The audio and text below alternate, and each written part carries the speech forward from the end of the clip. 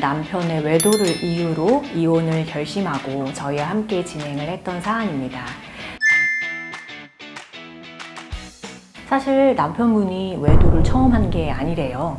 그러니까 몇 년 전쯤에 이제 외도를 했다는 사실을 알고는 있었고 그거에 대한 자료도 있었지만 사실 남편한테 말도 제대로 안 하고 넘어갔던 적이 한 번 있었대요. 근데 문제는 또 최근에도 진행하시기 직전에 결국에 외도 사실을 또 알게 되면서 아, 남들 말하는 대로 이게 안 변하는구나, 외도가. 이게 뭐 가면 갈수록 더 심해진다더니 뭐 이런 생각이 드셔서 이제는 남편에게 좀 얘기를 해봐야 되겠다. 그래서 이런 사실을 털어놓고 좀 확실히 정리를 해줬으면 좋겠다라는 말도 해보았지만 이게 남편분이 뭔가 변명으로 일관한다거나 오히려 화를 낸다거나 더 이제 적반하장의 태도를 보이면서 결국에는 이혼을 결심한 그런 사안이었습니다. 근데 이 소송이 진행하면서 생각보다 굉장히 쟁점이 많은 사안이 됐어요.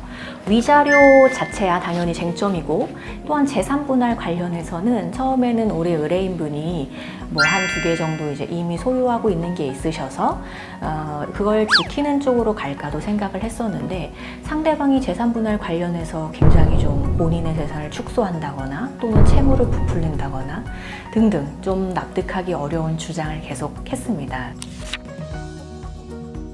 상대방의 이제 명의의 재산이 예전 시세로는 그렇게 높지 않았기 때문에 의뢰인분도 크게 관심을 갖지 않았는데 거기가 마침 이제 개발 지역이었던 거예요. 그래서 저희가 이거는 기존 시세보다는 분명히 상승이 있을 거다라고 해서 감정을 진행한 결과 상대방 재산이 이제 의뢰인분이 생각했던 것보다 더 많이 책정이 되었고요. 그래서 뭐 우리가 이제 재산 분할 액수를 꽤 받아오는 쪽으로 이제 정리가 되었던 사안이기도 합니다. 재산 분할은 이 재산이 대상인지 아닌지, 그리고 대상이라고 할지라도 그 가액을 얼마로 볼 것인지, 또 그렇게 해서 양측 재산의 합계가 나왔을 때도 기여도에 따라서 얼마를 갖고 올 것인지, 기여도라는 게 산수처럼 정해지지 않다 보니까 결국에 얼마나 유리한 점을 부각시키고 잘 정리하는지에 따라 굉장히 편차가 발생할 수 있죠. 뭐 물론 뭐 몇십 프로 편차가 발생할 수 있지만 5%, 10% 내외는 얼마든지 발생할 수 있는 편차이고 그건 재산의 규모에 따라 뭐 수십억에서 수천만 원 왔다 갔다 할 수 있는 것이기 때문에 재산 분할은 굉장히 좀 예리하게 살펴볼 필요가 있는 것 같아요. 그리고 재산 분할 기여도에 따라 양측 가져갈 재산의 액수가 정해진 이후에도 재산 분할 방법은 어떻게 할 것인지, 누가 어떤 걸 갖고 뭐 누가 누구에게 어떤 걸 언제까지 줄 것인지 이런 것들도 이제 논의가 되겠고요.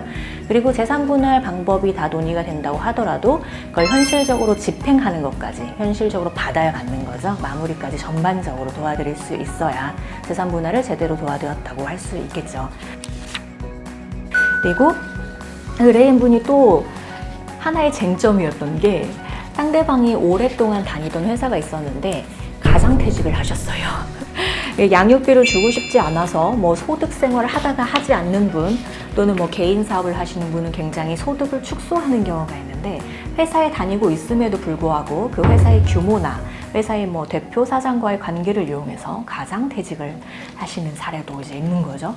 다만 우리 의뢰인분도 이제 그 분이 워낙 오래 회사를 다니면서 뭐 회사 관계인이나 등등 뭐 상황을 사실 어느 정도 이제 이미 알고 있으셨고 그냥 상대방의 생활을 보면 알잖아요. 이 사람이 도저히 회사를 그만둔 것 같지 않다. 그럼 저희가 그만큼 재판부에서 합리적으로 의심을 할 수 있게 그래서 플러스 이 사람은 퇴직을 한 게 아니구나 라고 볼 수 있는 자료가 제출이 돼야 되고 그 자료 확보 과정은 합법적이어야 된다는 문제가 있죠.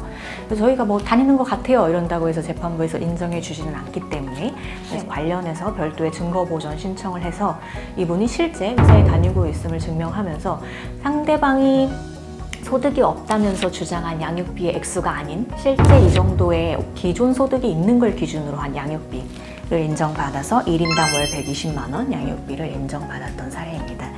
그리고 이분의 경우에 아까 위자료를 말씀드렸는데 배우자에 대해서 4,500만 원의 위자료가 인정이 됐어요.